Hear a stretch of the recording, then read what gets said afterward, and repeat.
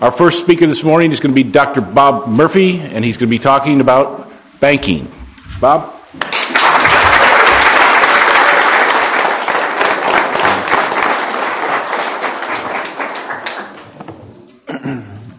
Thanks, everyone. It's kind of funny. It seems like there's a lot fewer people in here now at 9 a.m. than there were yesterday at 4. It's a mystery. I'll have to explore why that's the case. All right, so I'm talking about banking. Let's see if I can do this right.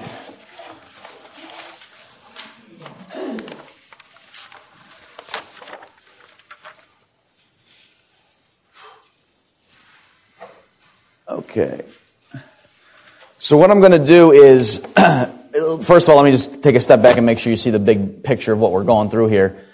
So far you've learned about money. I taught you about capital and interest yesterday, and then now we're doing banking, and we're going to see how the bank system in conjunction with the central bank, and we'll talk about that in a minute, expands the amount of deposits or the money supply, basically. And so we'll see how the banking system itself, under what's called fractional reserve banking, and I'm going to define all this stuff if you're unfamiliar with these terms, how that affects the rate of interest. All right, so this is all building up to Roger Garrison's talk, which is, this is next, talking about the theory of the trade cycle, or what you probably know as the business cycle. All right, so let me, again, I just want to give you the bird's eye view to make sure you understand where we're going with all these lectures, that after Garrison's lecture, you'll understand Mises' theory of how it is that the business cycle is not just characteristic of the market economy. Right? So a lot of free market economists think that. Like if you read Milton Friedman, for example, I don't remember the exact phrasing he uses, but it'll sound as if, just market economies, they have their wild up and downs, and the government really shouldn't play too big of a role because that's just natural, and shouldn't try to fight it because that's just a natural thing. The Austrians don't think that. The Austrians say, no, the business cycle is itself caused by government intervention.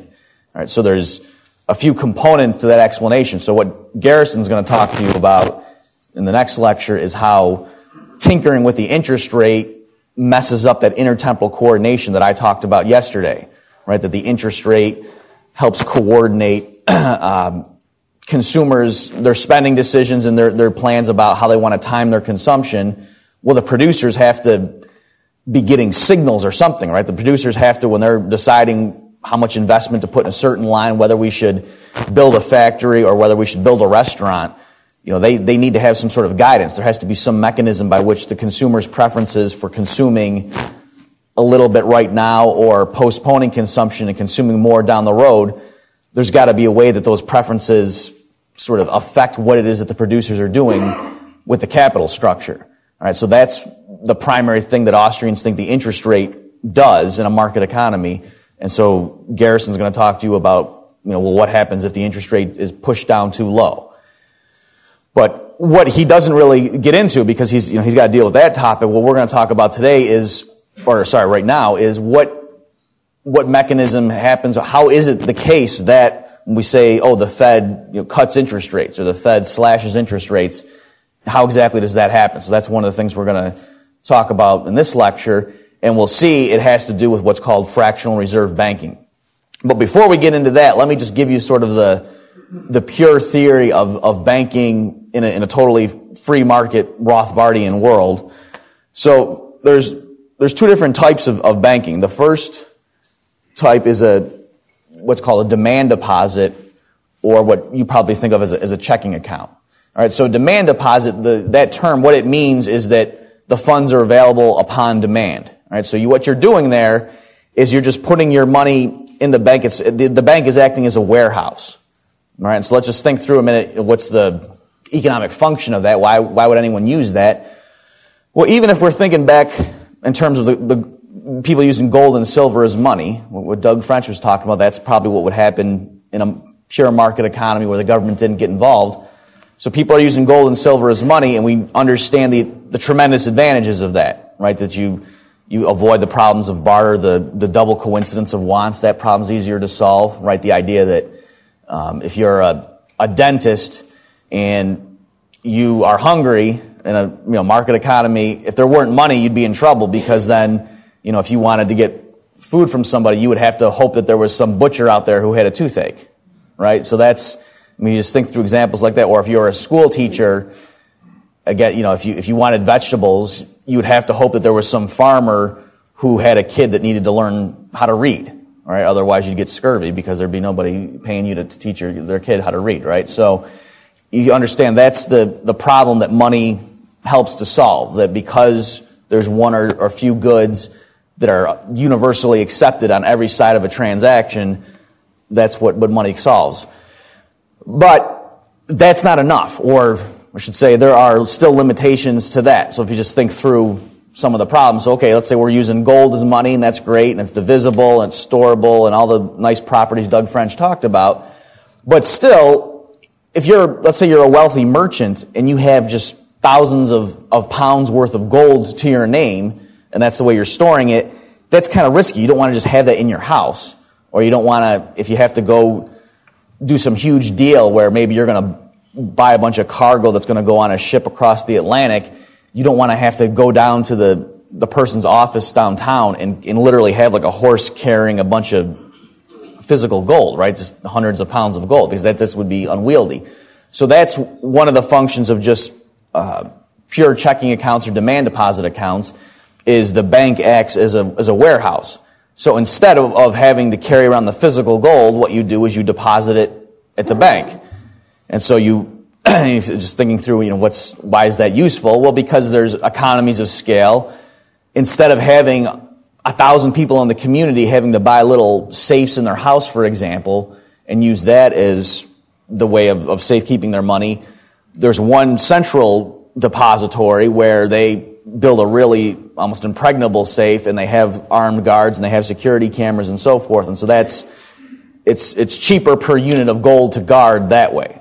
And they can take out insurance and so forth. So even if they are robbed, they can get the money back that way. So that's one of the functions. And so there, what you're doing, you put the gold on deposit, and then how do they let you know, or how do you prove that it's your gold? Well, there's various ways you could do it, but back originally, what they would do is give you what's called a banknote, right? So it would just be a certificate that a particular bank would create, piece of paper that would have fancy markings on it and so forth, so it would be hard to duplicate. And it would just say the bearer of this note can go to this particular bank, any of its branches, and turn it in and get whatever the thing says, 1 ounce of gold or a gram of gold, whatever the denomination is. All right, so that's the function of a pure checking account. In more modern times, and what they started doing originally with wealthier merchants that could be trusted, but now it's just commonplace, is to give somebody a checking account. So instead of giving pre-printed coupons or claim tickets to go into any of these branches and get gold or whatever the money is in the community, instead they'll give people checkbooks, and then they can go around writing checks. So like I said, originally that was only a privilege of really respected wealthy merchants whose credit was nobody was worried about. Whereas like if some regular guy tried to write a check, they'd be afraid that it would bounce. They would be afraid to take it. So originally people used banknotes, and again, if you're trying to think of it, it's hard to even convey that, because now that seems so foreign to us. It's sort of like when you go to a bank, you get like a money certificate from a bank. You go, like if you have to get something official, like a lot of times the government will insist you can't just send them a personal check, right? So you go to the bank and you get something that's real official looking, and what it technically is, it's the claim on that bank, right? But it's not really a personal check. So that's the only thing I can think of that you may have encountered in your daily life to sort of convey that. But nowadays, of course, what people use is a check. And think about it, what is a check? It is just saying, it's the bank gives you these pre-printed things saying when you pay for something that if you send this in, my bank promises to, assuming I have enough money in my account with them, will transfer money from me to you. All right, so again there, it's just a matter of the bank is acting just as a warehouse, and it's just transferring ownership. So if it's clients of the same bank, it's really simple, right? If I go and write a check for an ounce of gold and buy some items from a merchant, and then he goes and deposits at the bank, and we both are clients of the same bank, well then the bank on its books just deducts an ounce of gold from my account and adds it to that person's account. So that's pretty simple. It gets a little more complicated if we're members of different banks, and we'll talk about that in a minute.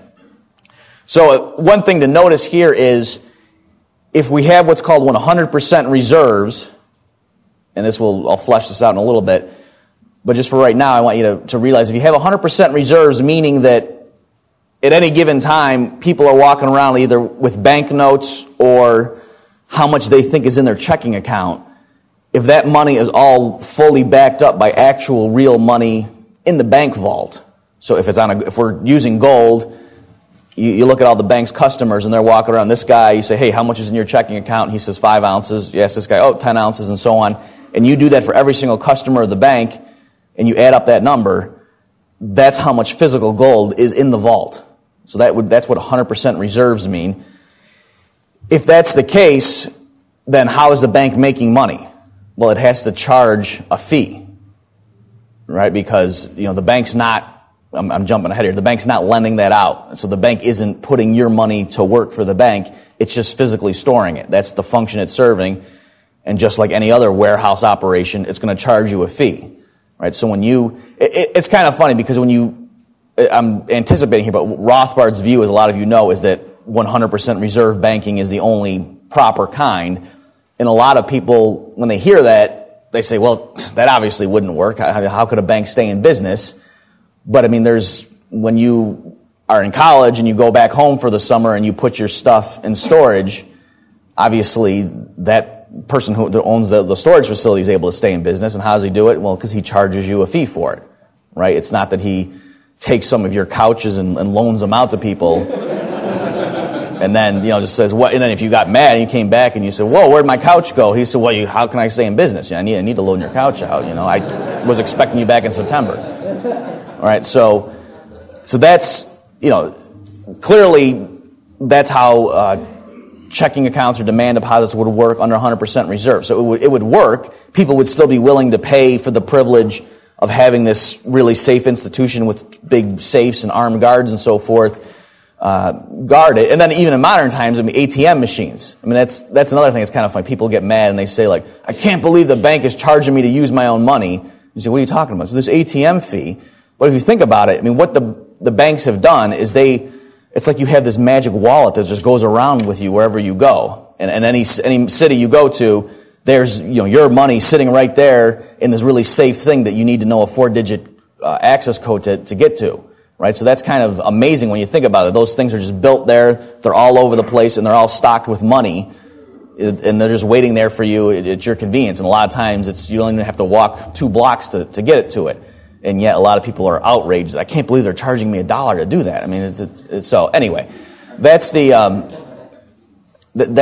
rationale, and that's how, if every bank in the economy were 100% reserves, they would either be charging you a direct fee, and we don't know exactly how it would work because it's a market economy. It depends. They would use competition, and different entrepreneurs would come up with different ideas, but they might do something like charge you a small nominal fee every time you use a check, or they might do a fraction of your total balance every year. They might just give you some sort of fixed hit, or they might charge you a fixed dollar amount per month or something. We don't know the exact pricing mechanism or plan, but the idea is they clearly, to cover the cost of hiring the guards and having the tellers there, and if they have ATMs to do that, they need to pay for that somehow, and that's how they would do it. They would charge you a fee. They might roll it into, if the bank, we'll get to in a second, is doing other things, they might roll the checking account in, so that's sort of like a freebie that they do on the side in addition to all the other business they're doing with you. But even there, on the books, they have to pay for that somehow, and they're just accounting for it in other parts of their operation. Okay, so the other main type of banking operation is a time deposit, or what you probably know of as a savings account. So here, and this is probably what the general public sort of thinks of it when they think of banks, and what do banks do? Why are they good?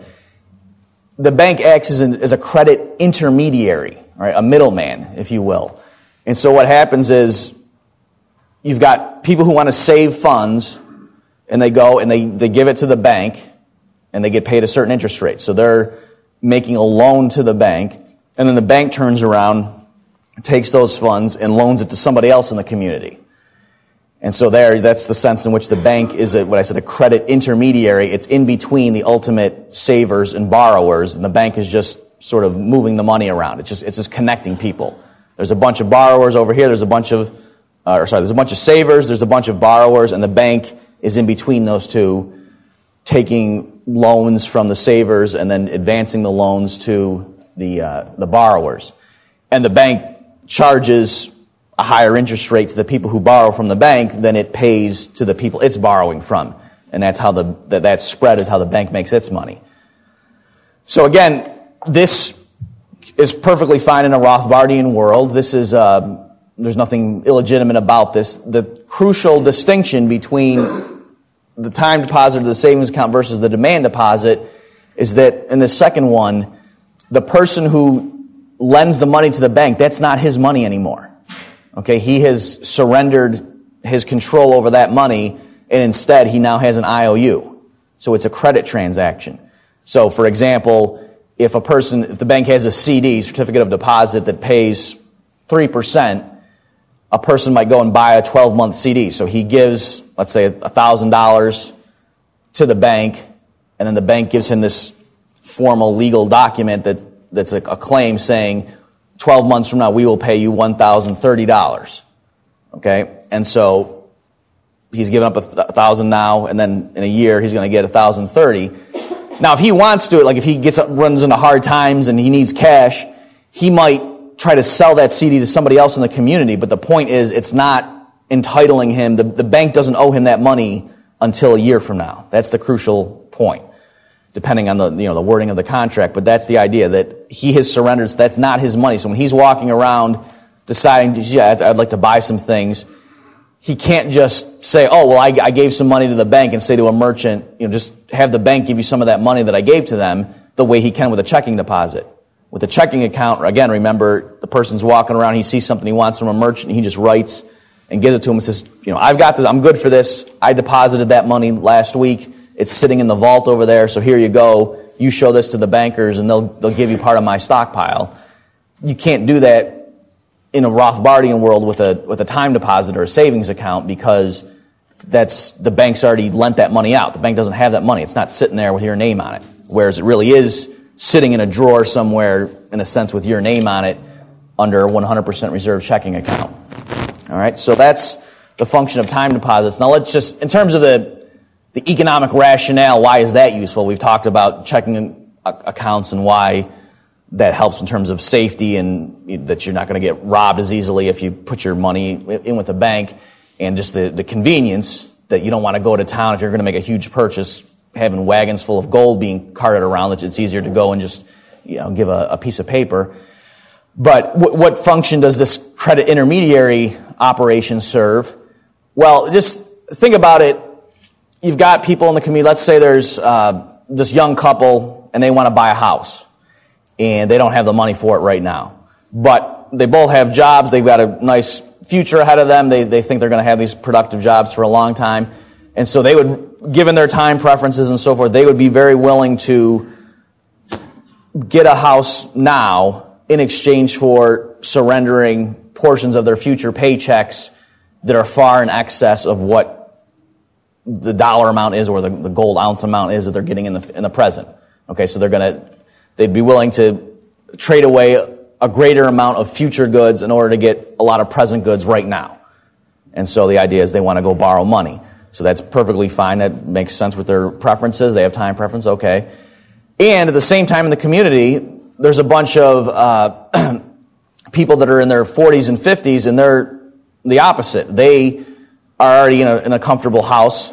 They're in their prime working years. They're earning a bunch of money from their jobs, and they want to provide for their retirement.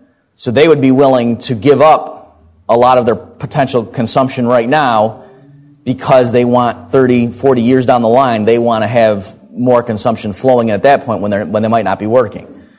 And so obviously there's, let's make a deal, there's gains from trade here, right? That the intertemporal preferences of those two groups align so that there's gains from trade.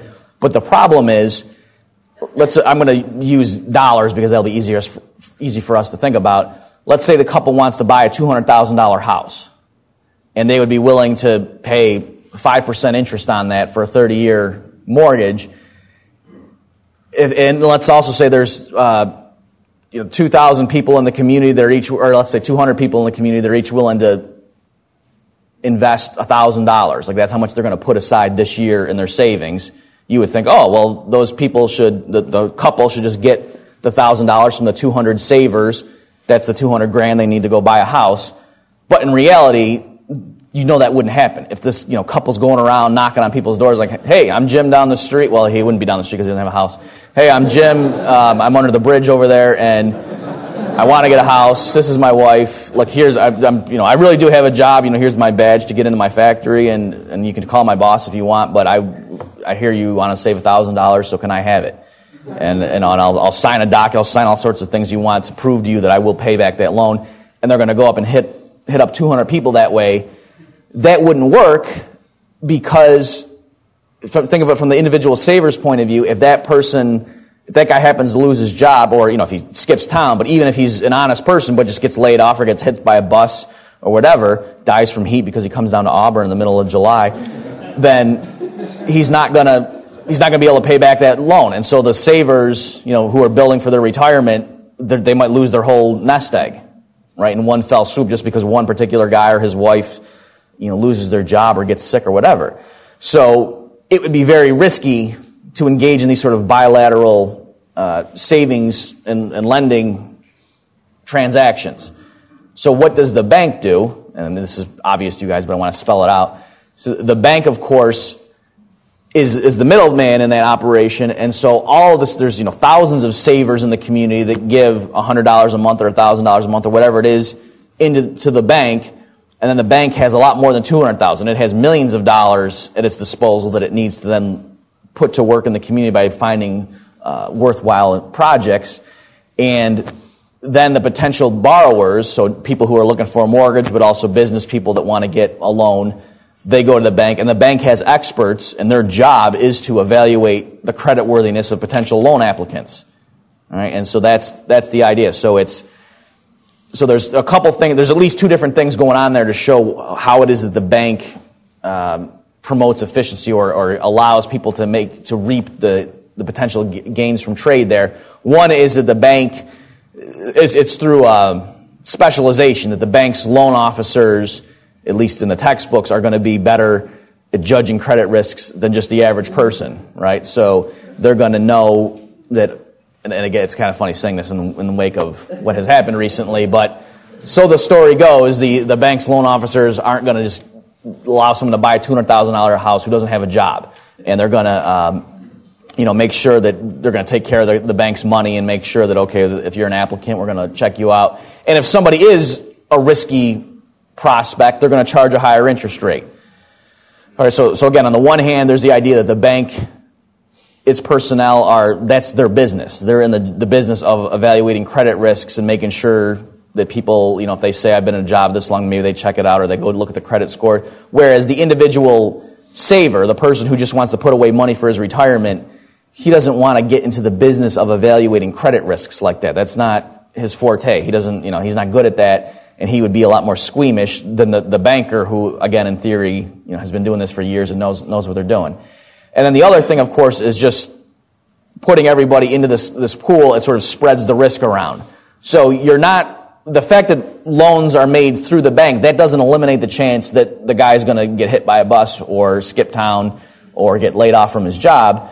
But the idea is that the brunt of that is not going to fall on just one particular saver. It gets spread across the entire pool of the savers, and the bank has taken that into account when it made the original loan and charged the interest rate accordingly. They took into account the fact, like if it's some business venture that has a chance of really being a home run, but it also might collapse, they may charge them a higher interest rate than if some real reputable, stable firm just wants to borrow some money to do something that's pretty straightforward, just to expand their operations or whatever.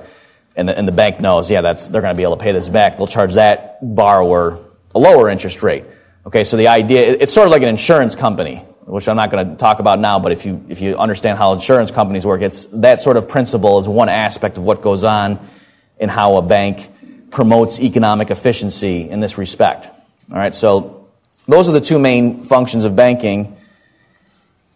And an important point is that so long as there's 100% reserves, the banking per se does not create new money. So with checking accounts, again, if they're 100% reserves, that doesn't create new money. Somebody has 1,000 ounces of gold, puts it on deposit at the bank, gets a checkbook, let's say, and is going around town writing checks. All he's done is change the form of his money, if you will. Okay? Or he's just changed the way that people have access to it, but there's still just 1,000 ounces of gold. Let me, I know some people have been raising their hands. The sort of convention, Mark probably should have said this, normally we don't take questions in these opening sessions, and then later in the week we do. I think the reason is that here, there's a lot of people that's on camera, and it would be really embarrassing if I didn't know the answer. But later in the week, when we break out, it's not as big a deal. But in all seriousness, it's because we don't want to, if I start answering questions, then, chaos breaks out. We don't want anarchy. So, I'll be hanging around up here afterward if you want to ask questions. Okay, so that's the rationale. Now, so in the checking account, that doesn't create new money. It just sort of changes the form of the money. If this moment you've got, 10,000 ounces of gold or 10,000 pounds of gold in this community, and now all of a sudden you introduce checking accounts, like some merchant or some entrepreneur starts a bank and is doing 100% reserve banking, we don't have to worry about, what happens to the money supply now? It's the same. Okay, it's just whatever, if it's gold, it's whatever gold is being mined and brought into circulation that way. That's what it is. And the same thing with the savings accounts. Again, that doesn't create new money. So it's true, people might think, well, wait a minute, if I go and, like the home buyer gets a $200,000 mortgage, surely that person has $200,000, they can go buy a house that's pushing up home prices. Isn't that going to cause price inflation? There's more money chasing the same amount of goods. Won't that push up prices?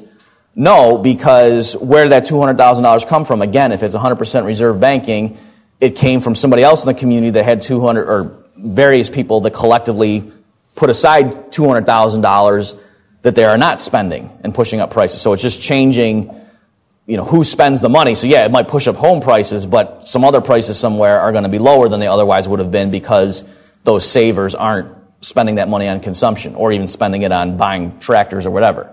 Okay, so again, it doesn't pure banking with 100% reserves does not affect how much money is in the economy. Okay, but fractional reserve banking does. So we got plenty of time left. I'm going to walk through this example a little bit slowly to make sure you get it. If you don't quite grasp this, with some people, fractional reserve banking is a little bit abstract. On Mises.org, I have a daily article that ran fairly recently. I think it's called the Fractional Reserve Banking Question, or the Question of Fractional Reserve Banking, something like that. And I'm taking these numbers from that article. So if you get a little lost here or you just want to go see it when you have time to really sit and ponder, then that's on Mises.org. So here, let me just make sure I don't forget to give you the punchline. Fractional reserve banking does increase the money supply. And so, again, to make sure you get the connection with the broader Austrian point here, this is why it's important, because by increasing the amount of money that's being lent out in the credit markets, it pushes down the interest rate. And so, as we'll see this in a minute, in this concrete example, but the idea is the interest rate no longer corresponds with how much genuine saving is going on. That, remember, under 100% reserve banking, if somebody's going to the bank and getting a loan, it's because somebody else in the community refrained from consumption and made those funds available. Whereas we'll see in fractional reserve banking, that's not necessarily the case. And so if a bank's lending out more money at a lower interest rate under fractional reserve banking, and so business people are getting loans to go invest and expand their operations, it's not necessarily the case that there's somebody else in the community whose consumption is lower to make that physically possible. And that's where the trouble comes, and that's what Roger Garrison's going to talk to you about. Okay, but for this example, and let me see if I can make this bigger. Wrong way. Okay. I'll read this stuff I don't know if the people in the other room are going to be able to see. Yeah, that's kind of big. Okay, so now don't freak out. Just a confession, I used to read this stuff. If you read even something really crystal clear like Rothbard's Mystery of Banking or The Case Against the Fed. So incidentally, if you haven't read those things and you want to know more, those are really just phenomenal books. So start with Rothbard's The Case Against the Fed. It's a very slim volume, and it's amazing. Like he talks about the theory of banking and how it is that what it is that central banks do and why they're bad. But then he also gives the history, and you see that it's not, when the Federal Reserve came into existence, it's not because there were a bunch of academics sitting around saying, oh, how can we help our fellow men? Let's invent a central bank. And that out of the goodness of our heart. That's not what happened. It was a bunch of politically connected, really rich guys that, had mustaches they twirled and so forth. And they were in a back room with cigars. And Rothbard even gives the type of cigars they smoked. Not really.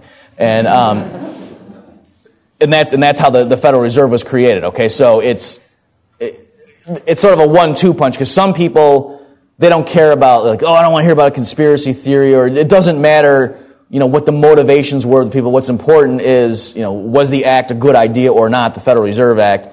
And Rothbard shows you, well, no, it was horrible. And he gives you the economic theory. But then some people also, typically it happens with a lot of leftists, I would say, or just in my experience, they're against the Federal Reserve. And I saw this too. I was at a End the Fed rally in Nashville. There's a Federal Reserve office there, and we went down there. And I was in my counterculture thing, I had my cap on, I had a bullhorn, and I was going, End the Fed, and it was awesome. I was getting tattoos and everything, it was great. And a lot of, and I was going to say a lot of people there, but that would suggest there were a lot of people at the rally. There weren't. A high fraction of the 6 of us who were there,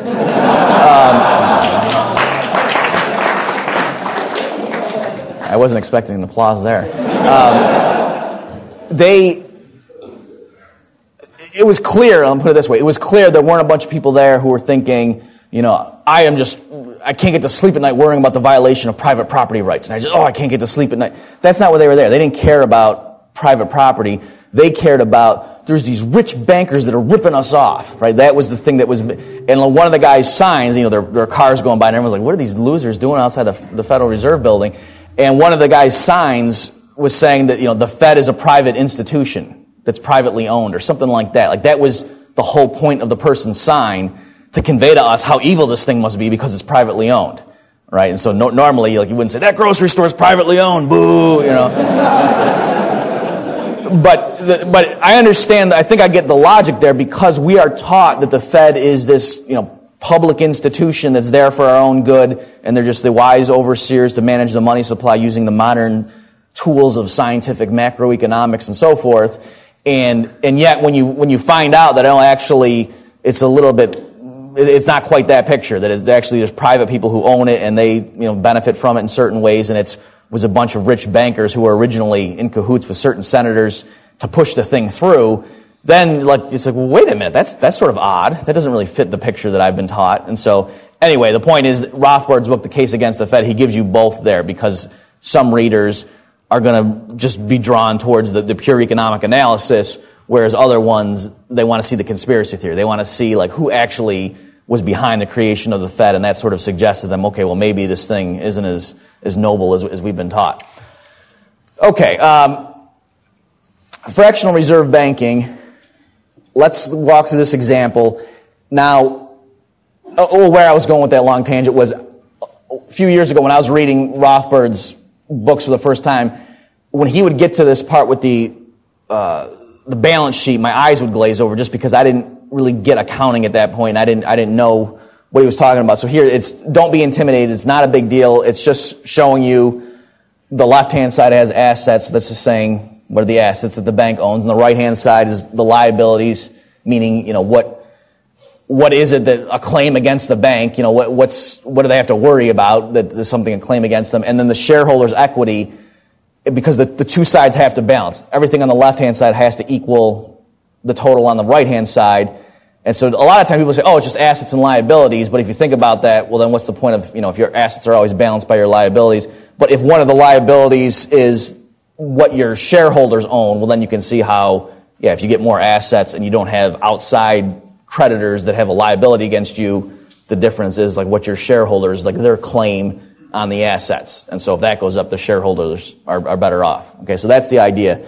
So it always is going to balance, but we'll just walk through, because I think I didn't really get fractional reserve banking until I walked through an example like this. And so that's what I'm going to try to convey to you guys. And again, if you get lost, just go to that Mises.org article when you have more time to think about it. Okay, so the story behind this is there's this guy, Billy, and he's rummaging in the attic, and he finds, he's opening his grandpa's stuff, and he finds $1,000 in cash. All right, and I'm using cash instead of gold because I just think, at least for Americans, it's easier to think, it sounds more real, and you can really understand what's happening if you're using in terms of dollars. All right, so he's got $1,000 in actual currency, $100 bills and so forth. So he goes to his bank, and he deposits it there. So at this stage, this is the bank's balance sheet. What does its balance sheet look like? Well, it's got $1,000 in the vault, right? Because Billy gave him $1,000. They went and put it in this big vault and locked it. But then their liabilities, Billy opens a checking account, and the bank says, okay, you now have $1,000 on deposit with us. So, Billy goes around, he can write checks for up to $1,000. If he checks online and says, how much do I have with this bank? It'll say $1,000, right? So from the bank's point of view, that's a liability because there's somebody out there who has this legal claim on $1,000 of the bank, okay? Okay, what's the next step in the story? Is that this businesswoman, Sally, comes up to the bank and she wants a loan. And they give her a loan for $900, and she's going to use it to improve her business. She's got to, go to Home Depot and buy some tools and so forth. And it doesn't really matter what her business is, but the idea is she needs a loan to expand her operations. Okay, so after the bank grants the loan to Sally, this is what its balance sheet looks like. And in case you can't read it in the back, it says in the asset side, $1,000 in vault cash, in a $900 loan to Sally at 5% interest for 12 months. Okay, so that's an important point there, that from the bank's point of view, Sally's loan is an asset, right? Because Sally owes them that money, so they're going to hang on to that. If some intern lost that documentation, the bank would be mad because now they wouldn't be able to prove that Sally owed them money, right? Because Sally, when she got the loan, had to sign a bunch of papers. So from the bank's point of view, that's clearly an asset. Its liabilities, though, Billy still thinks he's got $1,000, right? Billy has no clue what's going on with Sally. He says, no, I gave you guys $1,000. You gave me a checkbook. I got $1,000. So that's still a liability.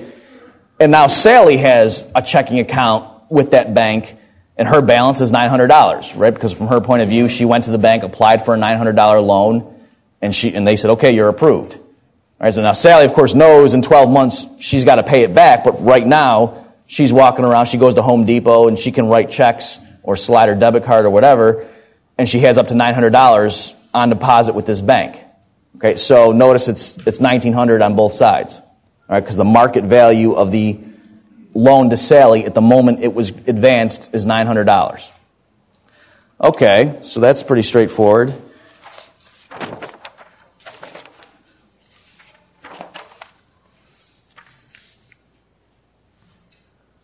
Okay, now what happens?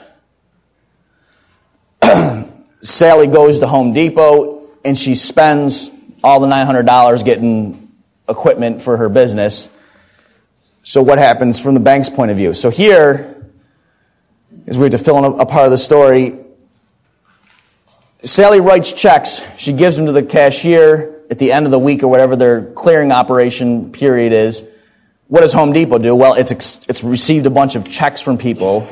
So what does it do? Home Depot is not going to sit on a personal check for $900 written from this woman, Sally, right? They're not going to be able to pay their employees with that. They want to turn that into money. And so assume that Home Depot is not a client of the bank where Sally went to get the loan and that Billy put his deposit in. Home Depot is going to give that check to its own bank, and then Home Depot's bank is going to talk to Sally's bank and say, yeah, we've got a check written on you guys for $900, so here you go, and we want the cash. All right, so in practice, of course, what the banks do is they just do net operations, right? So if Sally's bank had $1 million in checks written against this other bank, and then that bank had $1,900,000 written against this bank. It would just be the net difference. Okay, but the idea is we're holding everything else constant and just looking at this particular transaction. Because of Sally getting that loan and then writing checks at Home Depot, eventually the chickens are gonna come home to roost, and the bank who made that $900 loan to Sally is gonna have a redemption claim on it. And so when the smoke clears from that, this is where the bank stands. Again, notice it's $1,000 on the left and $1,000 on the right. But the composition of the assets now, instead of having Billy's $1,000 in cash that he originally deposited, now the composition of those assets have shifted. It's just $100 is what's left in the vault, because again, they had to give $900 in cash to the bank where Home Depot banks because of that $900 check.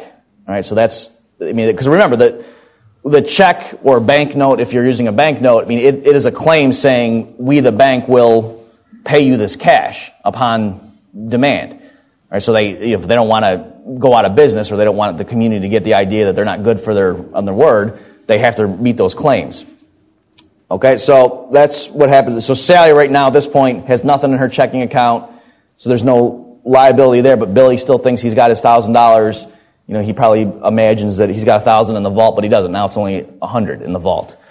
The bank is still fine, though, from their point of view. They're saying just as long as Billy doesn't try to take out all his money, we're fine. If he goes to the ATM and takes out 20, we might be okay or whatever, but as long as he doesn't want to take out $800 or something, we're okay.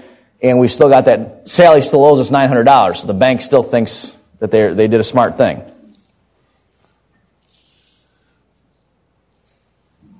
Okay. In case you're getting antsy, we just have one more step after this one. Step 4, this is the bank's balance sheet. After Sally sells her products for $1,000 in cash and deposits the proceeds in her account. All right, so the reason we got to do this step in the story is because I have to show you how is it that Sally's going to end up paying off the loan. So we have to assume she spent $900 at Home Depot. Whatever she's doing, her business, she makes the supplies, whatever, sells the products to her customers, and now she has $1,000 in revenue. Well, what's she going to do? She's not going to put it in a piggy bank. She's going to go put it in her checking account. So when the smoke clears from this, what happens? Again, notice it's $2,000 on the left and $2,000 on the right, so the balance sheet still balances. But now the bank has in its vault $1,100 because, again, we're assuming Sally sold her products for cash, that her customers gave her cash receipts, and so she had an extra $1,000 and she went and put it in the bank. Okay, last step of the argument, or of the story. Oops, sorry. By Friday, I'll get this thing timed perfectly, and I won't keep advancing it past the projector. So here, what's happened, Sally paid off her loan plus interest. So it was $900 at 5%, so that's $945 that she owed, right? Because she originally borrowed $900, but it was 5% interest. So she owed the bank $945 to clear her obligation to the bank. And so we're assuming that she did that. Let me actually leave the other one up there. It'll be easier for you to see the contrast. Okay, so what happened is Sally originally had $1,000 in there, and in a sense, you can think of it, she wrote a check. She got the thing in the mail from the bank saying you owe us $945, so she wrote a check to the bank. But from the bank's point of view, she's writing a check on her own checking account with them. So how does that clear? All they do is they just subtract it. So instead of Sally having $1,000, now she's only got $55. That's that middle item on the right-hand side now, on the bottom. Okay? And then the loan to Sally, the thing that was on the asset side at stage 4, that's now gone because she paid off her loan. So the bank can't count that as an asset anymore because it's gone. It's matured. So you say, well, what's the point? Why did the bankers go through this rigmarole? Because look at what's going on. There's $1,100 in vault cash still, right? Because Sally just writing the check for $945 doesn't change how much cash is sitting in the vault. But if you look at the bank's liabilities, Billy still thinks he has $1,000, so $1,000 of that is his. And Sally still thinks she has $55 because she deposited more from her business than she needed to pay off the loan, so she still thinks she's up $55 from her taking out the loan and selling stuff to her customers, but that's only $1,055 and there's $1,100 in the vault. So the balance, that $45 now, is the bank's free and clear. Okay, and if you think about it, that's not a coincidence. The 45 is what? That's the interest that the bank made on the loan, right? Because it $900 principal and then $45 in interest payments. All right, so from the banker's point of view, they earned $45 over the course of the year because of that $900 loan that they advanced. So that's why banks like fractional reserve banking, because they earn interest. And if you think about it, well, let me back up for a second. So money really was created in this whole process, specifically the $900 that was advanced to Sally. Because remember, Billy found that $1,000, and he's walking around town thinking he's got $1,000, and then Sally gets a loan for $900. And you say, well, where'd that $900 come from? In a sense, if you want to, you can say it came from Billy, but he still thinks he has $1,000.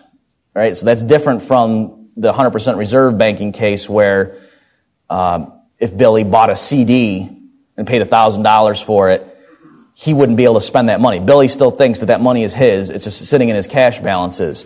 And then Sally has this additional $900. So in that respect, $900 in new money really was created in the community.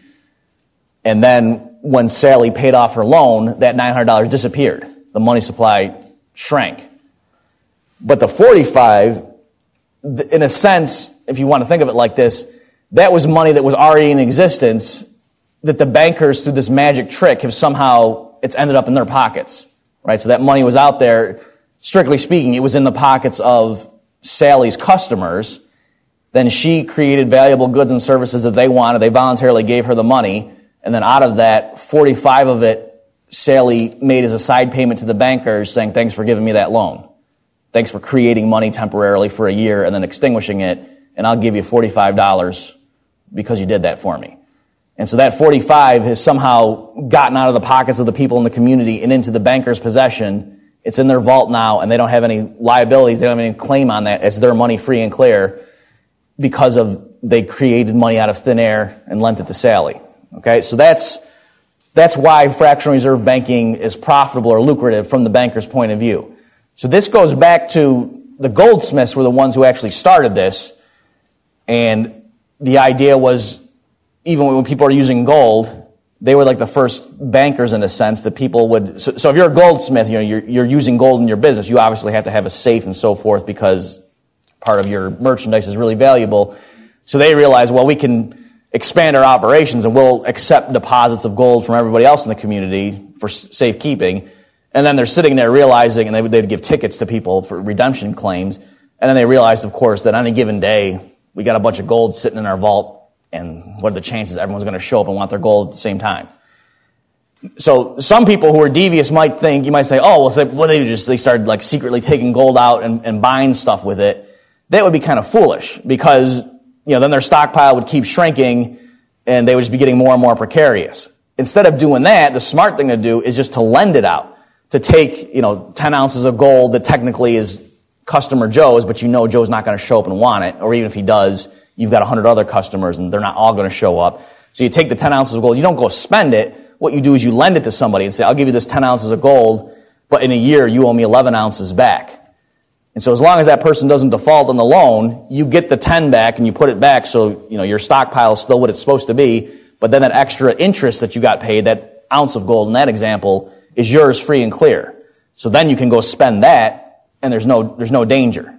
Right? So the only danger is with fractional reserve banking is either if you make bad loans, so you lend out some of your customers' money, and then the person defaults, and then you got a deficiency there, or if there's a bank run, if everyone just shows up and wants to take the money out at the same time, obviously you can't satisfy everyone if you're engaging in fractional reserve banking. So those are the two problems with fractional reserve banking, and it's because of those reasons that fractional reserve bankers have turned to central banks. So got about 10 minutes here. Let me very quickly explain to you the limits of free market fractional reserve banking, and then you'll understand what it is that central banks do.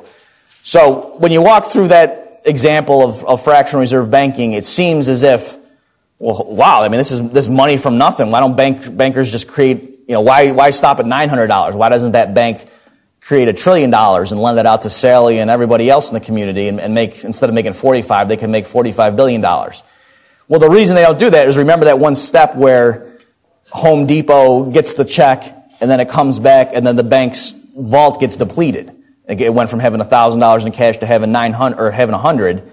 That's the problem. Any individual bank, whether it's using gold as money or using paper currency, if it expands too quickly, if it engages in too much fractional reserve banking, if it makes too many loans based on an original deposit of actual money, well, then it's very risky because people are out in the community spending that, and the idea is the clients of the bank that's been expanding, when they interact with other people in the community, that's going to mean that those people's banks now are going to have more and more of a net claim on the expanding bank. Okay, because remember, in an economy, not everyone is a client of the same bank.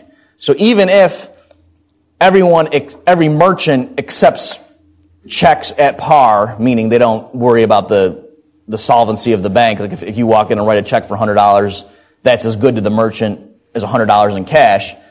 Even if every merchant's doing that, still, if one particular bank is expanding more than the other possibly fractional reserve banks in the community, the amount of spending done by that bank's clients is going to be bigger than the clients of the other banks. It's like that bank's clients are going to run a trade deficit with everybody else, if you're understanding that metaphor. All right, so the idea is, on net, those redemption tickets are going to flow back to the expanding bank, and then the reserves are going to get depleted. So if we're talking about U.S. dollars, the cash in the vault eventually is going to hit zero, and then somebody's going to say, hey, somebody wrote a check for $50, we want it, and they're going to have to say, sorry, we don't have it in the vault. And then that bank's finished, because they have to at least keep the illusion up of being able to redeem things. That's the only way people are going to trust that bank, even if it's engaging in fractional reserve operations. As long as people can always get their money when they show up and want it, people say, oh, okay, well, that's fine. That's really all I care about. I don't really care what they're doing behind the scenes, as long as I can always get my money when I want it. All right, so that's the idea. So in a free market, and there's, I don't have time to get into this, but just to make you aware of the fact, Rothbard and a lot of people in that tradition think fractional reserve banking per se is fraudulent, whereas there are other Austrians who, people like Steve Horwitz and Larry White are two big names in that tradition. They subscribe to what they're calling free banking, and they think that fractional reserve banking is fine so long as it's done in the marketplace and not propped up by government intervention. All right, so like I said, I don't have time to get into that debate. That's one of the modern debates when Austrians feel like engaging in a blood sport. That's what they argue about. And if you're interested, just ask Joe Salerno. He's one of the gladiators in this particular arena, and he'll give you what you need to get up to speed on that particular argument. All right, but that's one of the things they argue about. So both sides agree that in a purely free market without the government intervening, there would be limits on fractional reserve banking. All right, and again, because if one bank tries to expand too quickly, it's going to get hit with these redemption claims, and it's going to run out of its reserves really quickly, and then it's going to be finished because no one's going to trust that bank anymore. It's going to lose its reputation. All right, so that's the limit in a market economy. Now Rothbard's going to say, sure, there's limits, but that's like saying in a market economy, a restaurant that would go up to the diners and chop off their thumbs, that's not going to stay in business very long.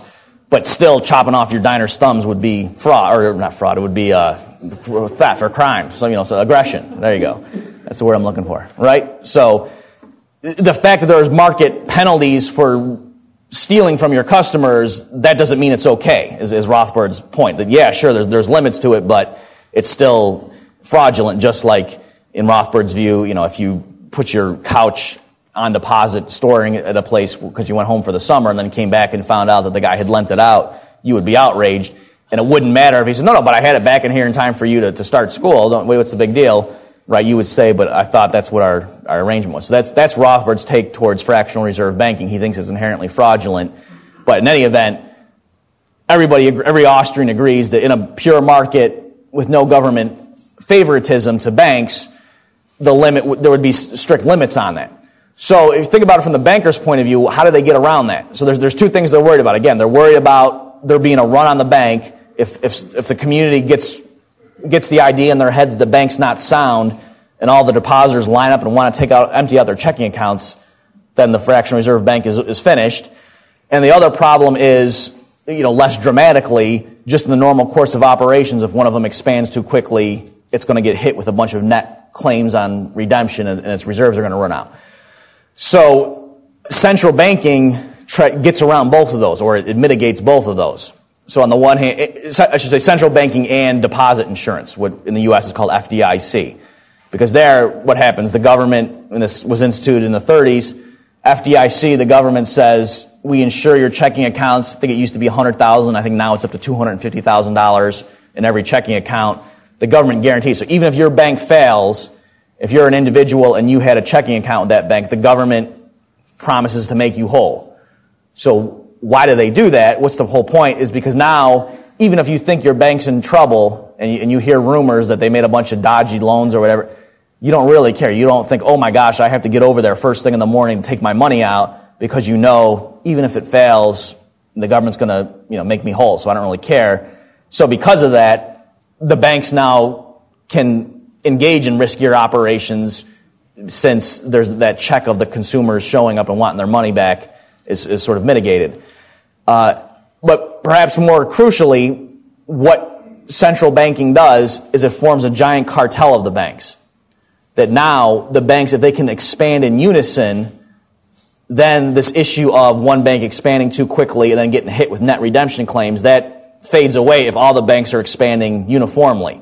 Because, my customers are spending more money on this bank's clientele, but by the same token, that bank's expanding too, so their customers are spending more money on these people, and so in the clearinghouse operations, they just cancel out on average. So that's the idea. And if in a free market, you might have thought, well, wouldn't the banks have colluded and tried to do that anyway? Yeah, they might have, but then there would always be room for some new bank to start that has a higher reserve. So if you got banks, and originally they were all 95% reserved, and they all huddled in the back room smoking cigars and so forth, and said, hey, why don't we lower our reserve ratios to 20%, and then think of, we'll all be able to expand our loan operations, and we won't sort of be picking each other off, or won't be cutthroat competition, and we can all basically bilk the community together.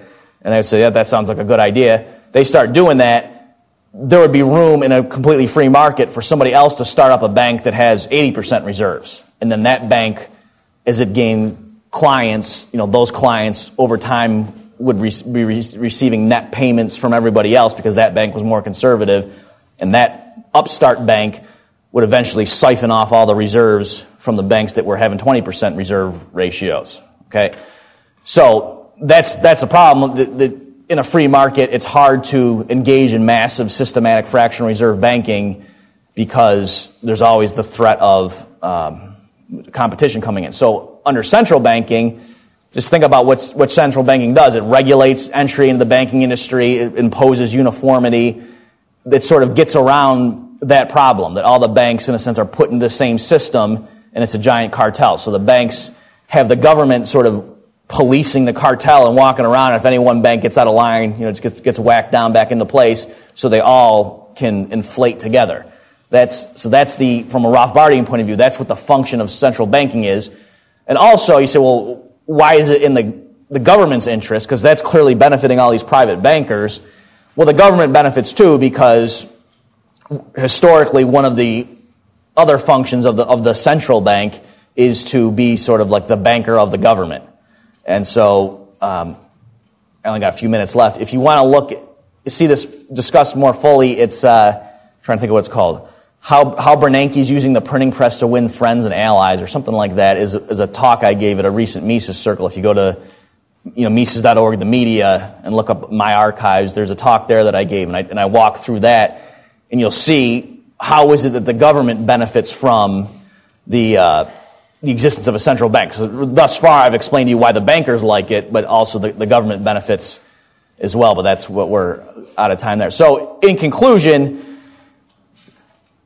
what you need to realize, again, the big picture and why this is relevant for the next lecture you're going to hear is when the banks can engage in fractional reserve banking, in a sense, in a very genuine sense, they create money out of nothing.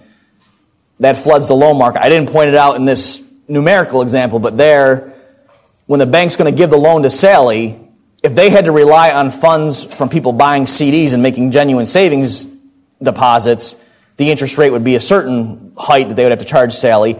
But if they can just create money out of thin air, if they can just, on their books, say, okay, Sally, you now have a $900 balance with us, and that $900 didn't come from somewhere, well, they can afford to charge her a lower interest rate. Right? So the interest rate that business people like Sally gets charged is lower because of fractional reserve banking, and then Garrison's going to tell you why that's bad. All right, thanks.